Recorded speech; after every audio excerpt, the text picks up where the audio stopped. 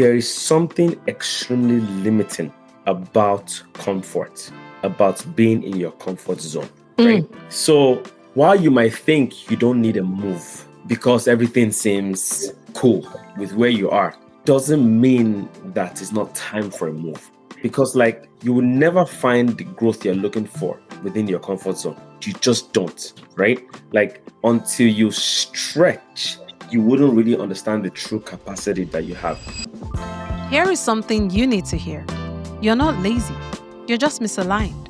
I'm Kepo. I help high performers get unstuck by taking bold, aligned action. And this is Grow With Kepo, where we speak with influential trailblazers who've made their mark and found the clarity that changed their lives. This is where we get clear, realign, and move toward a life that actually feels like yours. Welcome to the show. Hello, everybody. Welcome back to the show. Today, we're tackling one of the most frustrating yet high-stakes challenges out there. Finding a job you actually love. Not the kind of job that just looks good on LinkedIn, but the kind that actually makes you feel like you're in the right place, doing the right thing for the right reasons. The problem is most people are just guessing their way at what they're good at. You're guessing what companies will make you happy. We're just guessing our way through job boards and interviews and somehow hoping that we get lucky, right? But today's guest is really going to be helping us to break through all that noise. And he's saying enough with the guessing and it's time to start matching. I'm so excited about this one. Let's jump right into it. Pelumi, welcome to the show. Thank you for joining today. Instead of doing your introduction disservice, I want you to introduce yourself. But the person that we're talking to has helped over 500 people land the tech career of their dreams that they absolutely love. Pelumi, over to you. Thank you very much, Kepa. Thanks for having me. Absolute pleasure. My name is Pelumi Ogedengbe. I am a senior product manager at Aidrr. So I work in tech. I'm a tech bro, if you will. But aside working like a 9 to 5, I also recently built my own business called Aidrr. I'm wearing our merch. Nice. Aidrr, essentially, I'm the founder of Aidrr. We are a career coaching business. We help people essentially to discover, joy in their career, right? Through landing better roles, predominantly within the tech space, but not limited to the tech space right now. So again, been doing that a lot more recently, lately, helping tons of people, hundreds of people land really fulfilling roles that, where they can find better happiness within their jobs and make, especially, folks that are trying to make career transitions. Awesome. Well, congratulations on launching your own business. Thank you. Love it. And that's what this show is about, right? It's about speaking with trailblazers like you who are just following what is in alignment with what they're supposed to do. And that is helping people find joy in what they do for a living. And I love that word that you used. And actually, that brings me to the first question, right? Most people think that the key to career satisfaction is simply following your passion. And I find that advice is often misleading. Why do you think it's misleading, and what should people be doing instead to find that joy that you talk about? It's a great first question, to be honest. Your passion might not necessarily be the most lucrative field. Let's start there first. And let me tell you something. I know of this very popular statement that says, in any job, you should be earning or learning. You see, if you are working just within your passion and you're not earning, Canadian and US bills are not going to wait for you. You know what I'm saying? Let's be honest. So, for example, me now, people who, outside of career stuff, people who know me, I'm passionate about music. I'm a drummer. I play drums. I've toured playing drum sets, right? However, that's not my source of income. It's not sustainable for my current state of living to maintain my family and our expenses. And we're not even flamboyant, right? Mm-hmm. So, your passion, the way I kind of see life is, while of course you should still be working on your passion, maybe eventually grows into something that you're able to turn out to feed and sort out your expenses with. But oftentimes what I realize is that it takes time. And you see, within that time, you can't find a job that aligns with your person. That's kind of where I always draw the line. If you can align with your person, you're going to find joy in that role. That role is not going to seem like a chore, but it's going to come to you naturally. You know what I'm saying? It's going to come to you naturally. And if it can come to you naturally and your personality can shine, you will find better fulfillment there to earn the income to fund your passion and maybe eventually turn your passion into your main gig. That's kind of how. I love that. I love that framework already. And I hope you all are taking notes. You don't start with your passion, but it doesn't mean that you need to completely forfeit it and just let go of it. You mentioned, if it's in line with your person. How do you define your person? Great. So I think, maybe because of, I believe that we are all unique in our ways, right? Mm-hmm. And we all have like our different areas of strengths, right? So, for example, you might take a quick personality test to identify the kind of person that you are. I remember, like, maybe I'll, give a little bit of a backstory, to how I got really rooted in this concept of your person. So I have a bachelor's degree in accounting and finance. I have a master's degree in accounting and finance as well. I wanted to become an investment banker. That was my dream. You know what I'm saying? I had a lot of movies. Wolf of Wall Street. It looked so cool. The suits, don't get me started. I know. They look great. But I started working in accounting and finance, and I absolutely hated it. I was miserable, right? So then I took a step back and said, okay, wait a minute. Let's analyze this, because I was not having a good career path. I was not great at my job. I could do it, but it just seemed so not for me, right? So what I did was I took a step back and I just started identifying, okay, what are the things that come to me naturally? And that's Mm-hmm. what I want people to ask themselves in terms of like discovering like what aligns with their person. What are the things that comes to you naturally that doesn't come to others as naturally? So, for example, one of the things for me, for folks who had schooled with me, were a number of things. One was just the art of communication. You see that guy who would, in an MBA program, who would always want to do the presentations.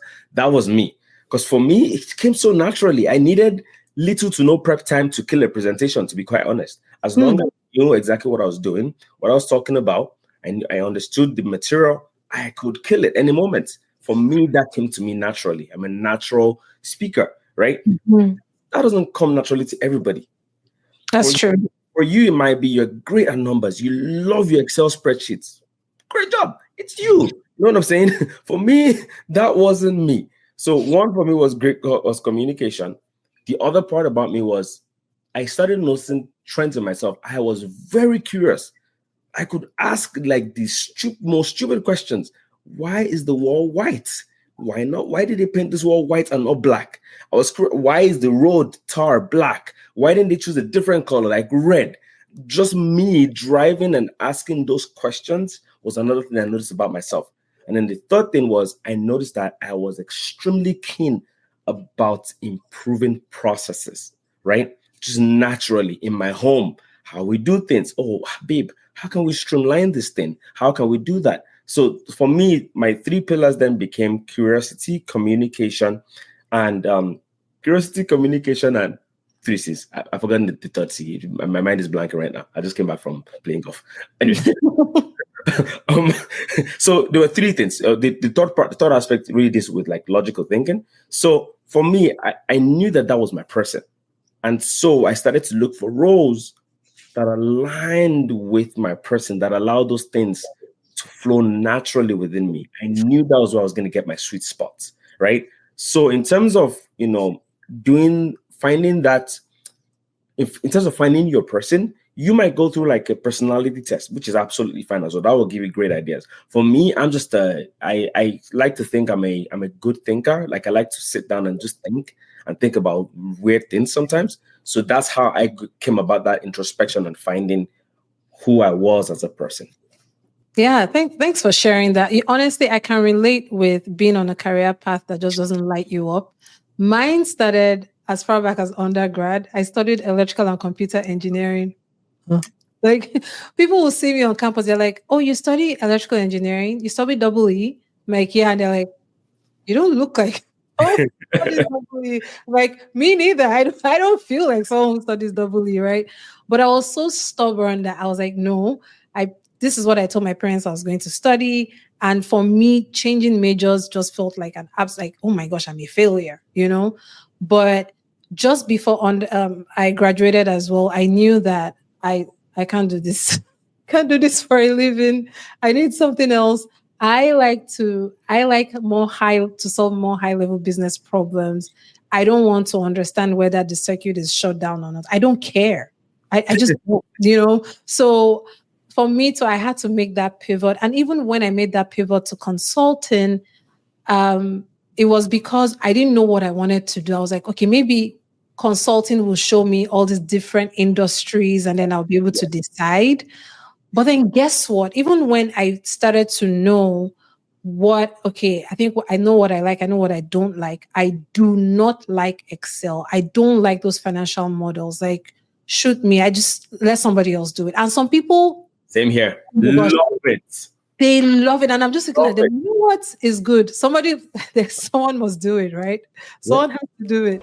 Hey, quick one. Are you spinning your wheels but not moving forward? I know how frustrating it is when you're putting in the work but not seeing any progress. In my free Raise Your Standards 21-day challenge, you'll get live group coaching to uncover your blind spots. You'll reignite your momentum and finally make those bold moves you've been avoiding. Join the next round or get on the waitlist today.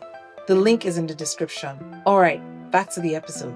So, but then again, for me, at least in the situation that I was in, I was limited to the types of jobs that I could apply for because in the US, I was in the US then, I could only apply to companies that were willing to sponsor my visa. That was my own reason for limitation. For some people that are probably listening to this, they're like, okay, this sounds great, but I'm just not in the position where I can even find a job. Like right now, I just need to pay the bills. Right now, I need to keep my family afloat. And I'm sure you've come across people like that, right? What's your advice for people like that? Like, okay, like, is it, manage this one that you're in that is sucking your soul while you find the one that is going to give you joy? Like, how do they balance that out? It's a great question. So each person's scenario will be different, right? Um, I strongly believe if you don't have something else or a backend financially to make sure that you're still able to like sustain your expenses, because yeah, like I said, Canadian US expenses, they're not going to wait for you.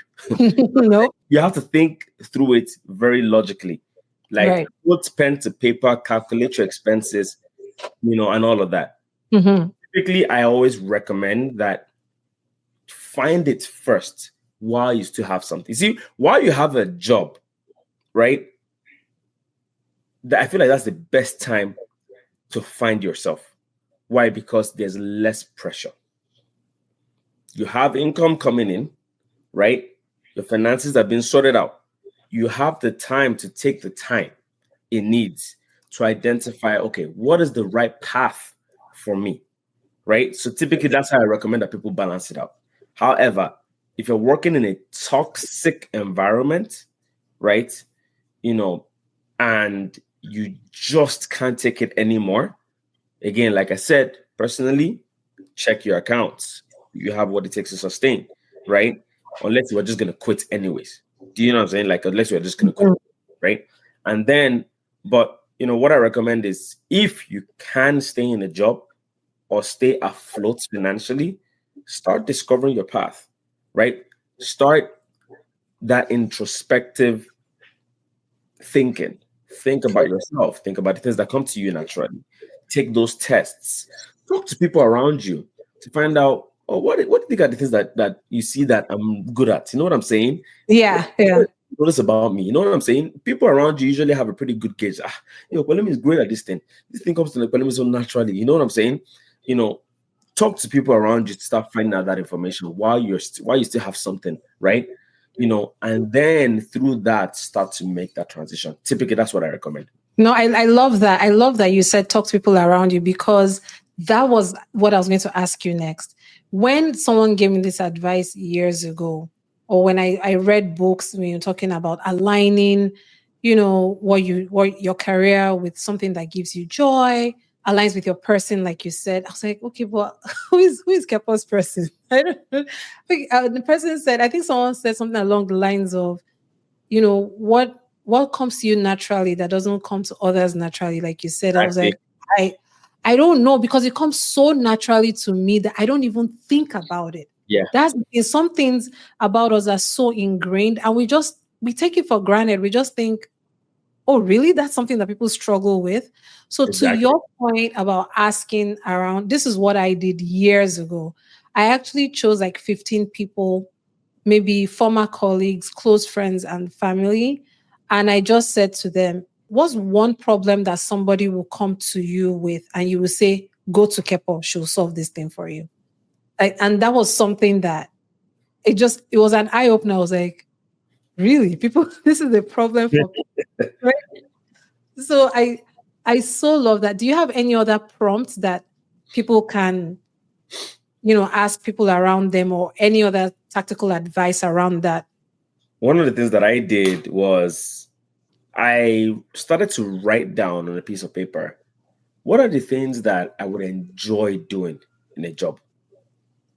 Hmm. It was not tied to a role. I wasn't thinking about a role or a title.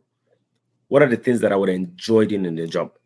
For me, one of those things was presentations. This was years ago, right? I didn't have the level of seniority or even a view on strategy as I do now, right? Mhm, So mhm, I was just thinking, what are the things I would enjoy doing in the job? So was some of the most mundane things, right? I would love to sit in a room and brainstorm on problems together, mm. right? And work towards identifying how we would solve that problem. If you kind of think about that, that is strategy. That's Yeah. exactly all that strategy is. That I'm Yes. saying, right? You know what I'm saying? But at that point in time, I did not know what that was. Mm. Right? But I wrote it down. These are the things that I would want to do. So I would ask yourself as well, what are those things that you think you'd enjoy? Write it down. Write it down. Take that exercise. Of course, in addition to like asking people the things that come to you naturally or the things that they see that you're good at typically. You know, you said write it down. And I know people will listen to this thing, or they're watching, and it will just gloss over their head. Okay, write it down. No, no, you will write it down. There is something magical and honestly productive that just happens when you write it down. When you start to write out, or Pelumi, you can correct me if that's not been your experience, but there is something about writing it down. The more exactly, look at your board.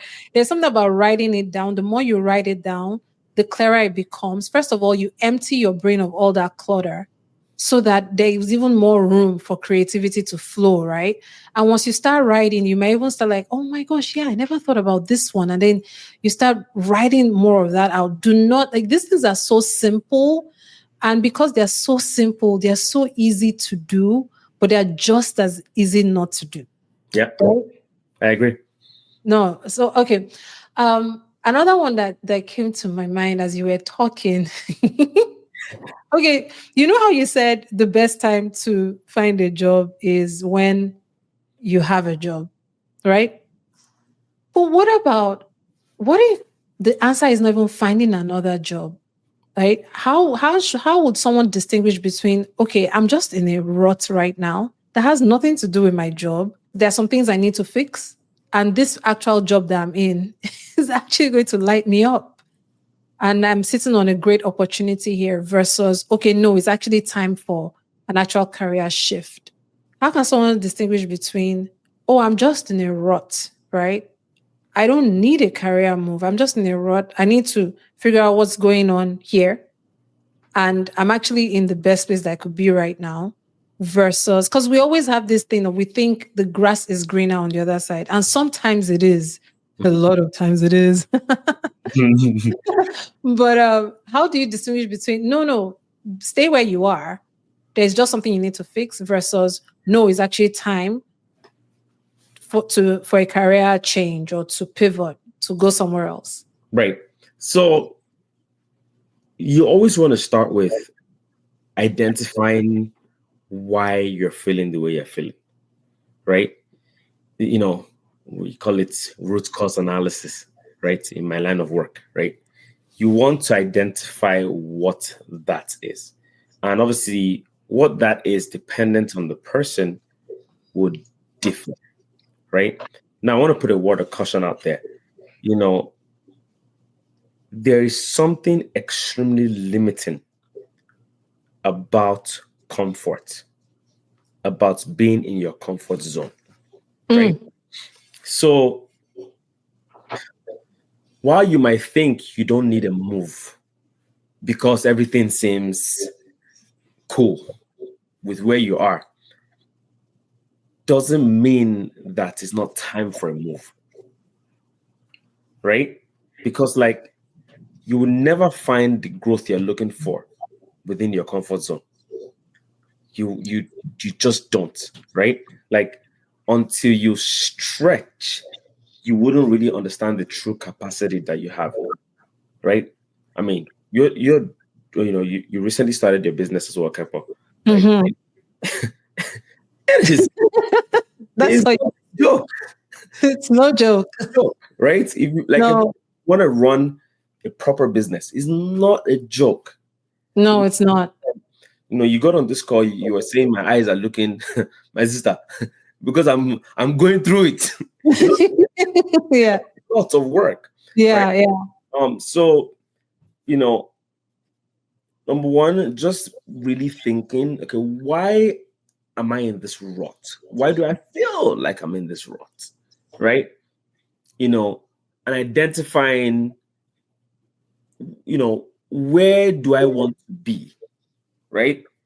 So current state analysis or root cause analysis, future state analysis, Mm-hmm. identify the gap. Ask yourself the question, where I am right now, does it give me the potential to get to where I'm trying to be? Even though it seems comfortable, you're earning well, you're whatever, right? But is it going to get me there? You have to ask yourself that tough question. Yeah, I love that. You dropped some mic bomb moments there. I didn't want to interrupt because I'm like, I want this to land for whoever is watching or listening. You cannot grow if you just continue to stay in your comfort zone. For most of us, the kind of life that we dream of, the kind of career that we dream of, the kind of business that we dream of is on the other side of stretching, right? There is something about basically where we are today and even what we think is our standard and what the true standard is, not even our own vision for our lives, like the God vision for your life. And there is that gap and you're trying to reach it. And most of the time, you don't reach it sitting on your couch. You don't reach it just going to work 9 to 5, coming home, turning on Netflix, and then going to bed at 11 and rinse, repeat. Like, right? No, No, no, even when I've shifted jobs, like maybe from one job to another, there was some stretching that had to happen, right?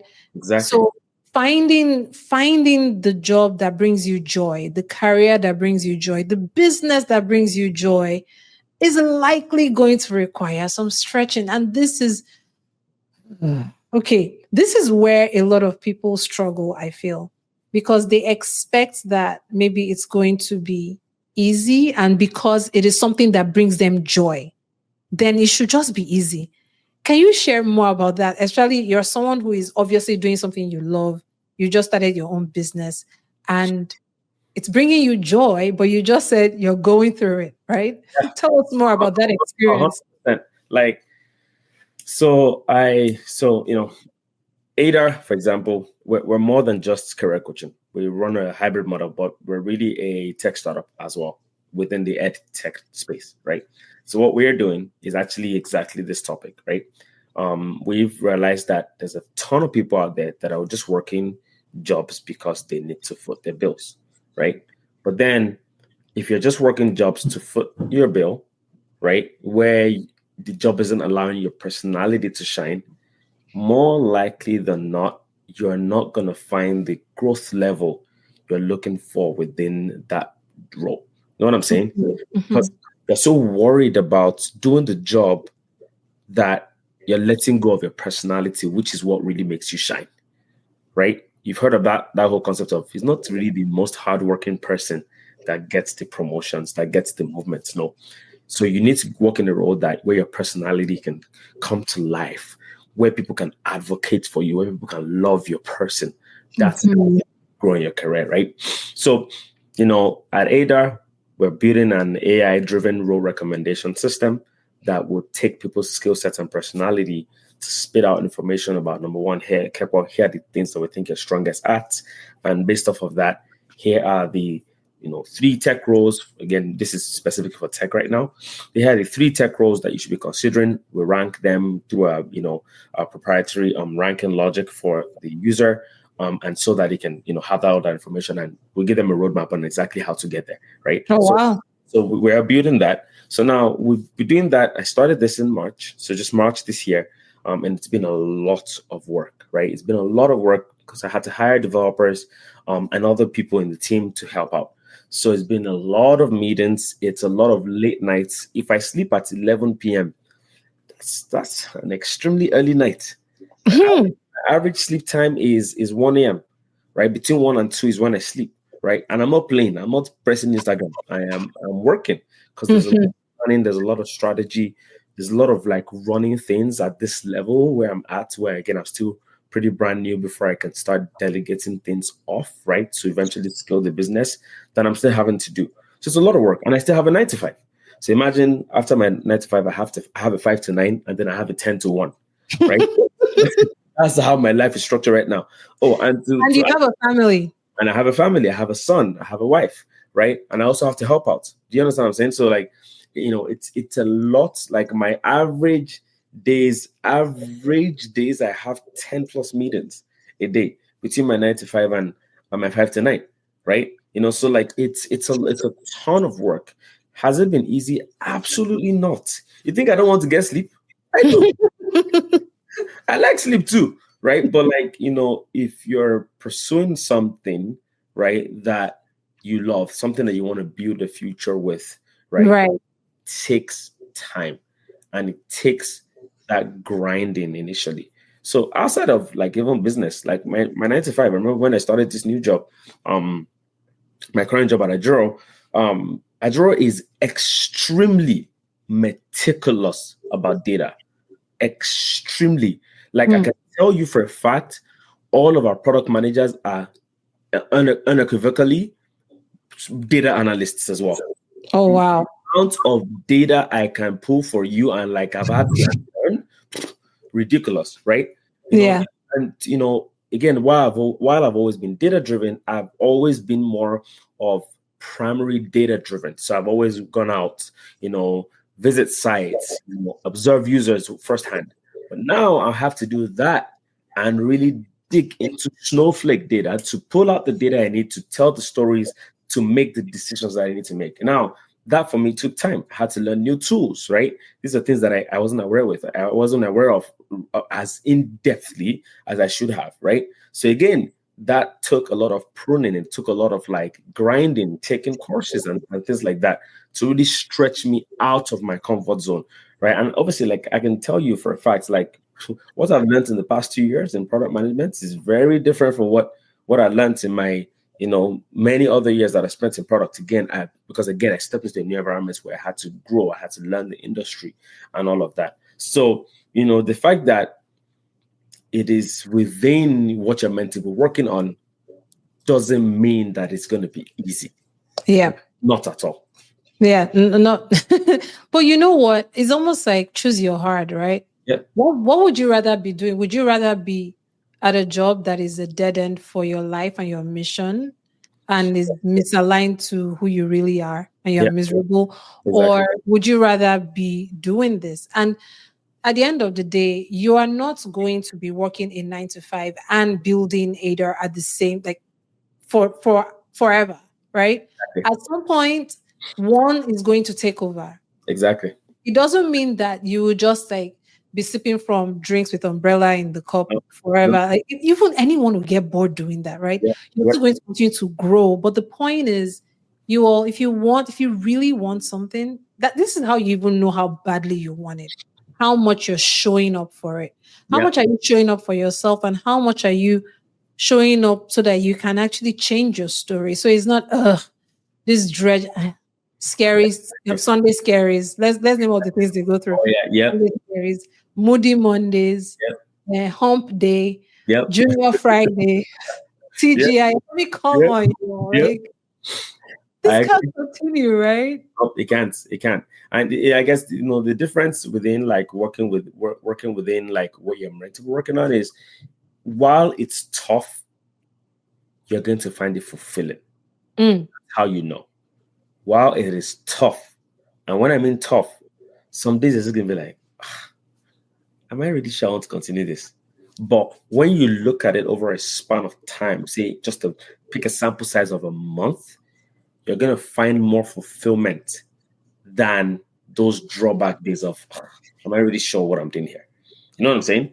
So yeah, that's how you know that you're working within something that is in line with your person. yeah, absolutely. It does take time. But it gets even more and feels even more and more fulfilling over time. I love that. Yeah. And some people are listening, they're like, okay, this all sounds great. But there is the reality of the job market, there is the common, and I'm gonna call it an excuse. If you are triggered by this, good. This is an excuse that, oh, the job market is crazy. There are more people out there seeking jobs than there are jobs available. In what economy have we ever seen where there are more jobs than people available? Right? So going back to, okay, now they know what they're good at, they know what comes to them naturally. How do they actually then apply that to what is available on the job market and just the reality of things today? Well, I mean, in the near future, you'll be able to take advantage of a tool like Aidrr that we're Come building. on. But while you're at it, once you've identified again sort of your key strengths, ideally what you want to start doing is start talking to people, start doing research, right? So you can do that research by again now with these things will be easy these days with all these AI tools out there.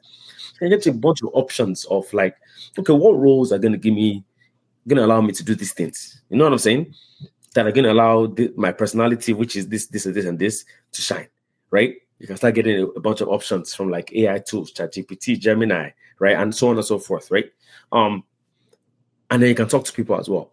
Find people that work in those roles. Talk to them. Try to understand what their experience is. Try to understand what they do on a day to day, right? What you're doing is you're filtering out the noise gradually, right? So you land in a bucket of, okay, these are the kind of roles that I should be targeting, right? And typically, at that point, once you've identified, okay, these are the kind of roles I should be targeting, next question you should ask yourself is, do I have the skills? Do I have the skills to step into that role right now?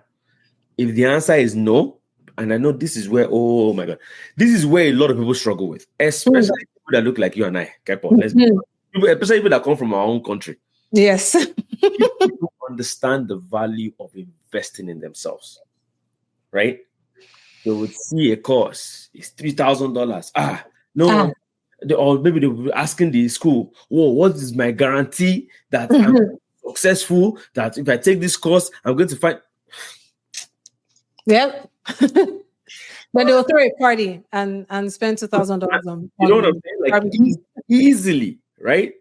You have once you've identified the role, right, that you're going for, you've identified, that you don't have the skills yet to take on that role, you need to go and gain the skills somehow. And please don't shy away from investing in yourself. Yes. My own story was this, right? I was working in accounting, right? Miserable. While I was broke and miserable in my job, and I went through that discovery process, I took a course. Then I paid $2,500 years ago.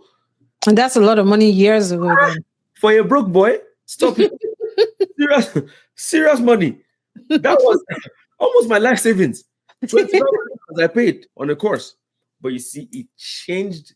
I over 10x'd my income within this short period of few years, right? Wow. With that 2,500 investment. So now I don't think about that money. And since then, I've invested in so much more. You know what I'm saying? In myself. Yeah. So once you've identified the role, I repeat it, check, do I have the skills, right? Do I have the skills it takes to identify that? Go through a few job descriptions for that role online. They'll usually write it there. You have to be good at this. Do you understand what is even in the job description? Start there. If you don't have the skills, sir. Yeah. Don't beat around the bush. Then you need to go get the skills.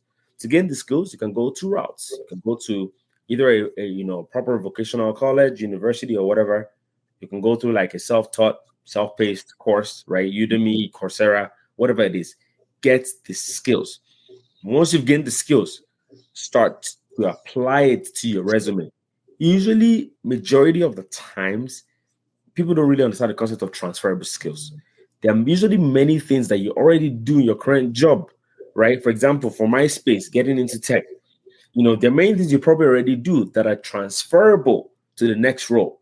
So now you can isolate those transferable things and package your resume. So it's a remarketing strategy, a market positioning strategy. You're positioning yourself differently. So for example, someone who's always worked in like operations, trying to get into like IT business analysis or IT project management. In operations, you manage projects there already. So you can take those transferable skills and leave out the more, detailed parts of your operations work and paste it into more of like the kind of roles you're trying to get. That's the concept of transferable skills. And then you can teach yourself based off of that. And now that you have the knowledge, you can actually sell it during an interview and you will be given a chance.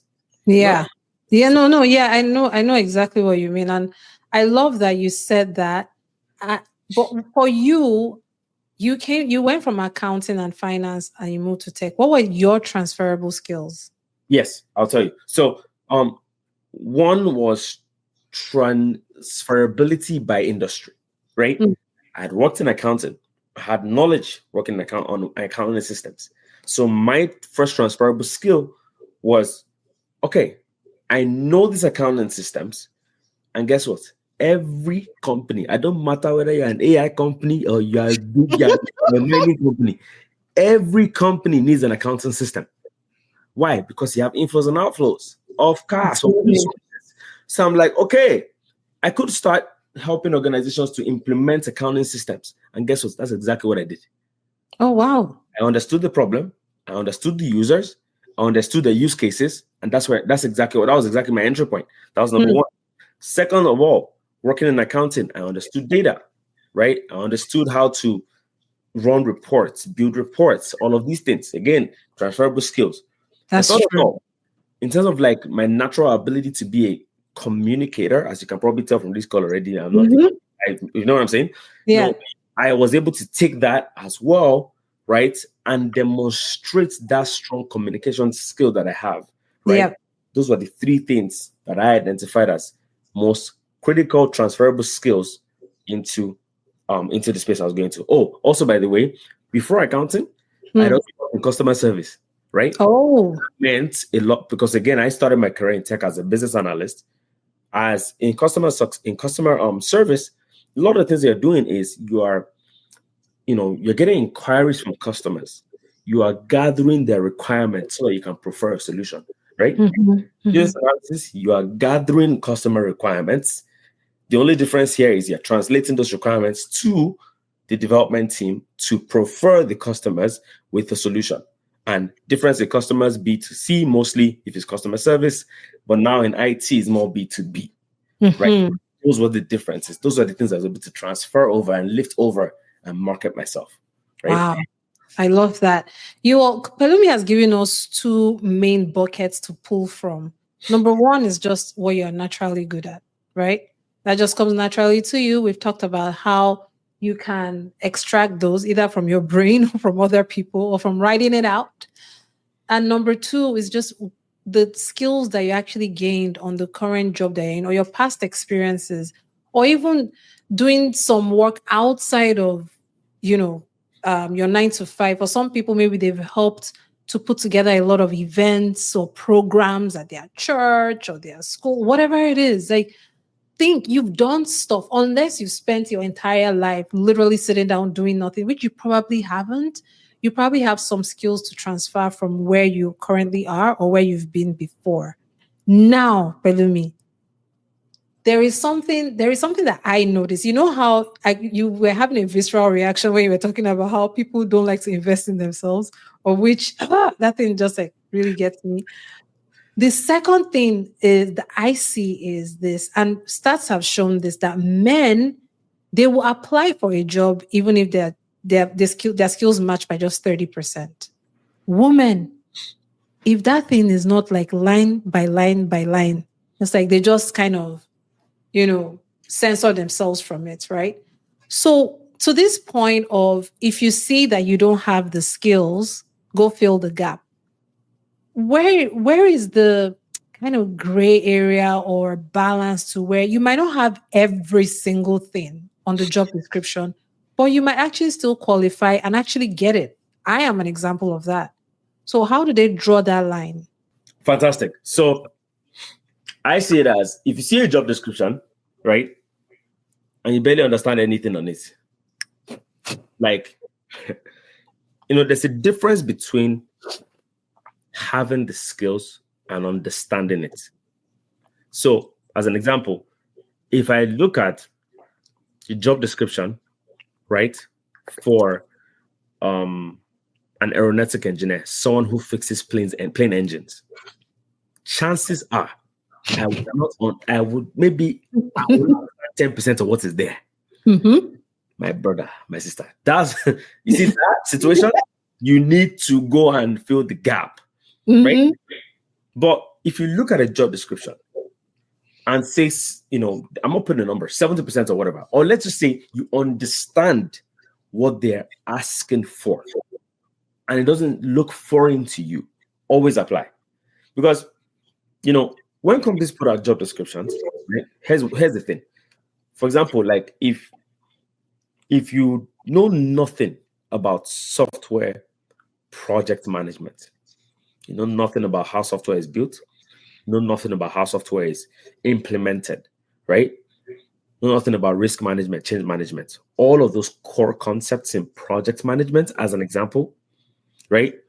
You need to go and fill the gap.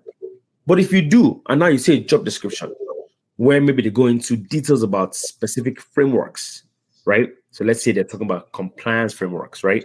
Mm-hmm. So, right, all of these different different frameworks, right?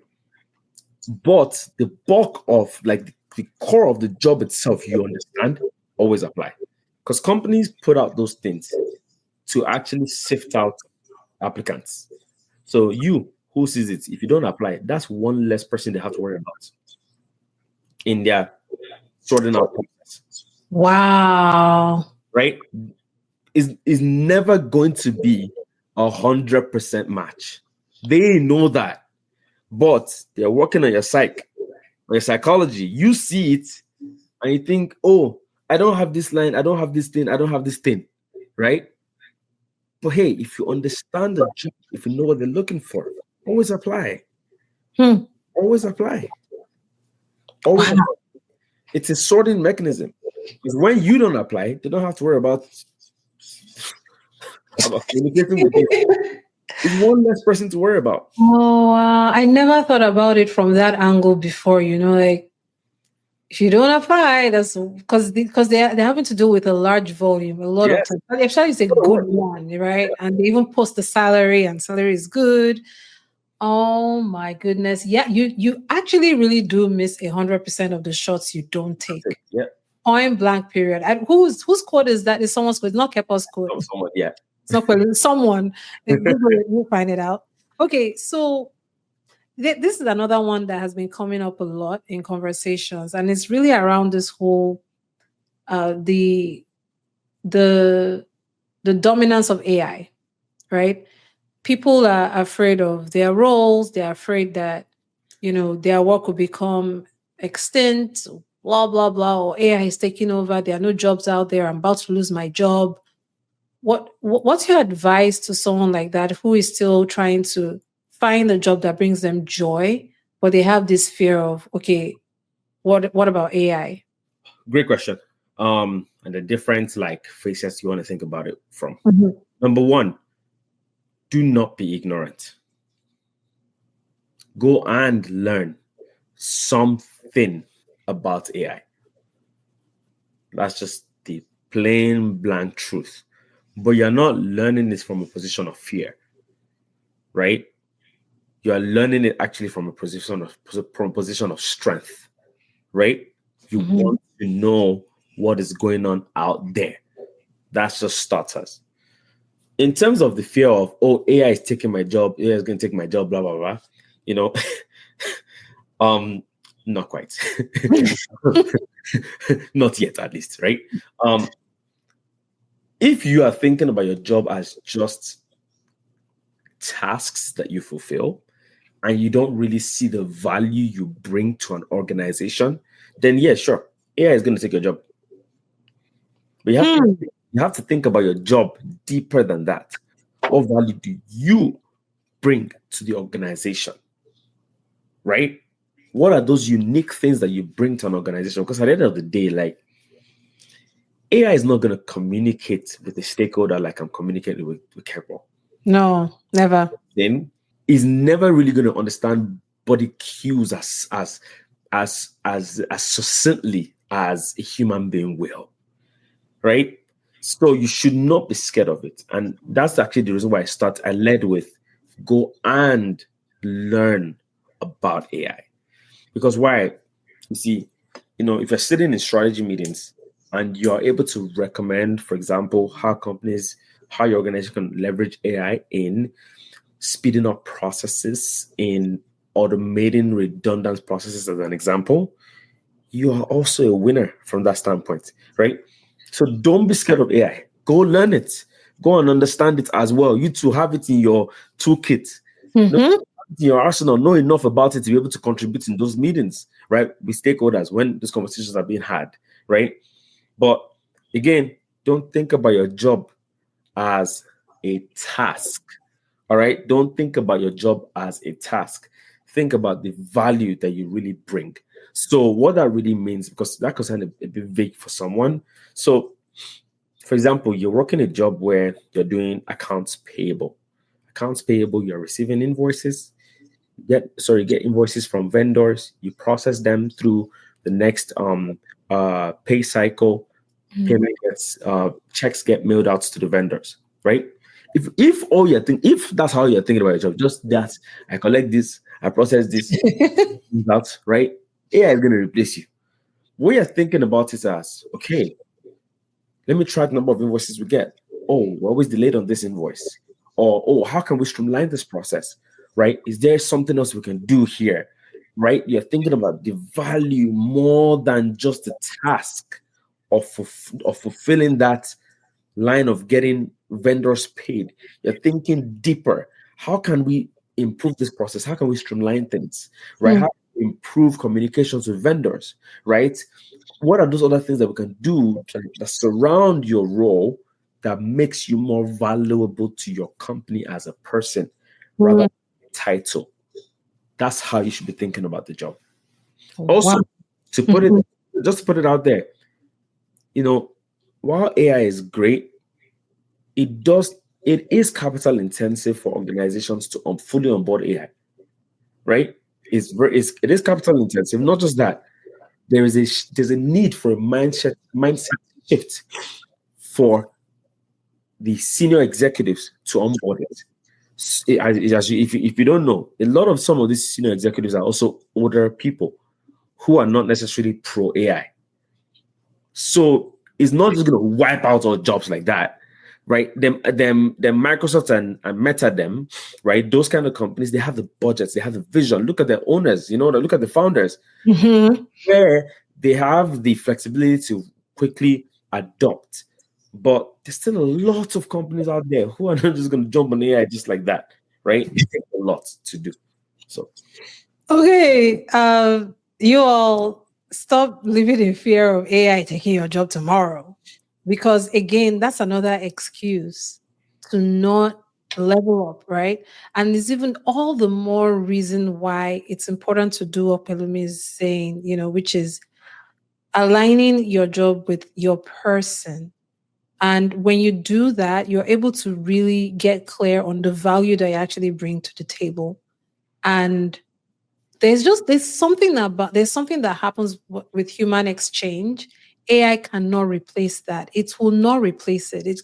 Unless AI becomes a human being. And for that to happen, that means that a man and a woman must come together and actually conceive of AI egg and give birth to AI human.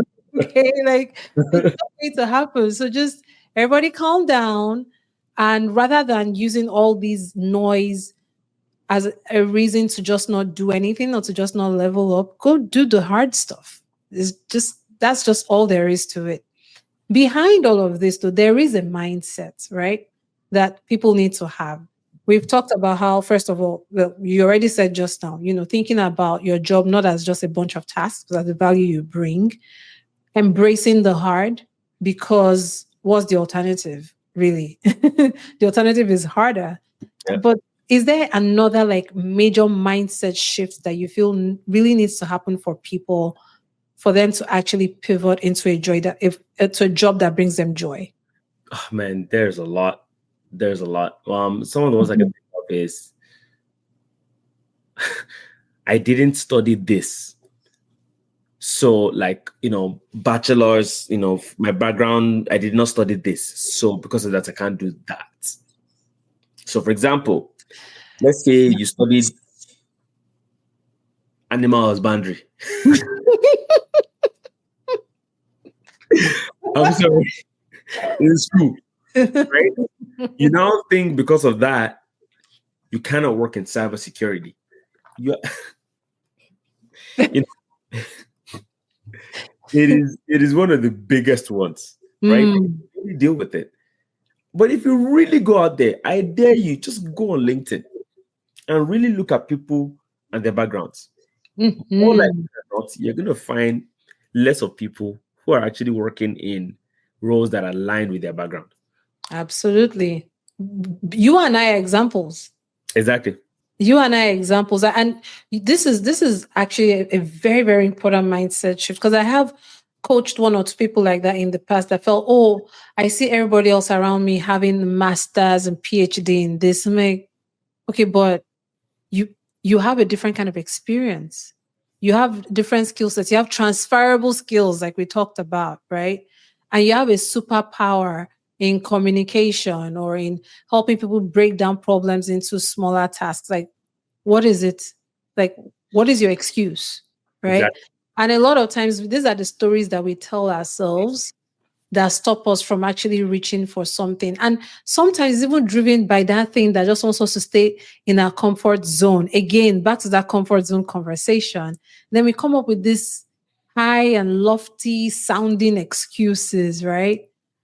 Okay, one more thing before we go. So you mentioned how it's important to think about the value that you bring to the table. This is just me. I'm just curious about what you're doing with Aidrr, because I think it's so cool and I cannot wait to see it Thank you. go live. And yeah, I really love that. Amen. Like, congratulations. That's awesome. And so I'm curious, like, how would something like Aidrr help somebody even get that insight of, oh, yeah, apart from my skills, my personality, and this, and how I match with these roles, this is the value that I bring as a person, or is this something that they still have to go? I mean, we always have to think for ourselves. We can never outsource all our thinking to Exactly. Exactly. software. But what's Exactly. your take on that? How are you So, guys solving that? so I'll put it this way: we're not yet solving that. The Okay. first problem we want to solve, maybe in the future we'll get to solve that, right? Mhm. And I like to think products, right? So with my product mindset, I want to focus on one problem first, right? Which is True. that problem of getting people in roles where they will find more fulfillment, right? That's our goal right now. Very simple. We want to keep it simple that way, streamlined. I love it. Once we can solve that problem, then we can start to think about other things.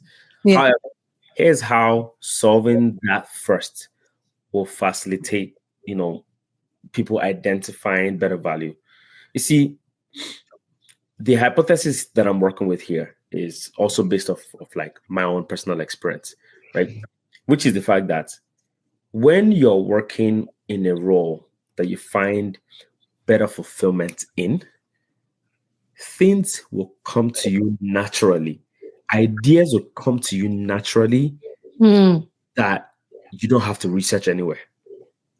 You know what I'm saying? Like, Hmm. like in my job right now, in my 9 to 5, I promise you, sometimes, sometimes I'm dreaming about my product solution. Yeah. Sometimes I'm dreaming about, sometimes in my dream, I've literally woken up one night because I had a dream, or in my dream, or maybe subconsciously, I thought about a solution to one of the product problems I was solving. And I woke up, wrote it down on my phone. Yeah. I will be in the shower and I'm not consciously thinking about it, right? Yeah. Those things will come to you more naturally because you found a role where the job itself for me is a byproduct. Mm. Do you get? Like, Yeah. oh my God, I don't know how to explain this, but like You're explaining it. creating presentation decks, for example, perfect. So if you think about the deliverables in your job, right? Hmm. Hmm. Creating presentation decks for me, writing strategy decks, those are my deliverables, right? For me, that's a byproduct. Do you get? It's my output, but my outcome are the things that I bring, right? My Hmm. team, when I'm leading those strategy sessions, how I'm thinking through problems, right? How I'm identifying those problems, how I'm quantifying it, how I'm defining my why, right? And what it is to solve it and why it's important to solve it, right? And, when I'm wearing my process improvement hats, I'm like, I notice we always do this. How about if we do this instead? Once we get to this, right? Those are Hmm. the Hmm. outcomes instead. If you kind of get my drift, No, right? yeah, I know what you mean. Yeah. So when you're working within a role where you're not worrying so much about the output, right? Yeah. Personality will start to shine more. So I'll give you an example. When I was working in accounting, I was so worried about the output, right? The deliverables, because it Hmm. was what that I enjoyed, that it didn't allow my personality to shine. To And once shine. Yeah. my personality couldn't shine, I couldn't give more of myself to the job or the company. Does that make sense? No, that makes sense. And that way, because you're so blocked on that, again, there's no room for creativity. You There's no just room for creativity. Yeah, I can so relate because sometimes and I'm so hung up on I just want this work unit to look good and to say the right things. And I'm not even thinking about wait, what is the core insight I even want to communicate here? Exactly. What's the core problem that I'm trying to solve? So sometimes like back in those days, I'll produce a document and I'm like, I worked so hard on this thing. Like I worked my butt off, and then my boss will say, because I wasn't solving the actual problem. I wasn't letting things flow. And no, I can still relate with the whole downloads. I call them downloads that you get. And I'm just so when I wake up, I'm like, God, thank you. Yeah, Thank you exactly. for this. And I Exactly. go write it down. And Yeah, you all, whenever that kind of thing happens, you write it down and you execute on it without delay. yeah, That is something with ideas that we get. That is something with businesses that we want to pursue, our vision. Life will test it. Life Yes. will test that vision and to give it to you and to say, okay, here, take this. Yes. But when you don't action it, I believe these things they are living and breathing. They just go to somebody else. Yes. That is Yes. why sometimes you wake up, you're like, but I had that idea, right? Exactly. Or somebody says something at a meeting, like, I wanted Exactly. I thought about that, but I didn't say it. thought about that, but I didn't say, But anyway, this was, oh my gosh, what? Wow. Okay, look at the time. Sometimes when you're having fun. This was so good. Thank you so much. I really enjoyed this. And you all, let me tell you how true Pelumi is too. When he says one of his core strengths is always looking at how can we improve things. Pelumi is one of my few friends that I will send him something. They say, sis, don't you think maybe you can do this? Why don't you include your website or something like that? Okay, fine. And he always makes sense, right? So you can't really say, who asked you for this? But this is someone like, what he's saying, I can testify to that it's for real. And he said is a great communicator. I'm pretty sure you had a lot of things to jot down today. He didn't ramble the way some of us ramble. And yeah, I've really enjoyed this. This was so good. I hope you enjoyed it too. Thank you. Yes, I did. It was been Yeah. fun. Great Yeah, conversation. and I'm looking forward to Aidrr, man. Like I can't wait for you to just Thank be like, we're ready to roll, you all. Watch you. that space, watch Thank Aidrr, you. AIDR, right? Yes, AIDRR. AIDRR. Ooh, nice. Okay.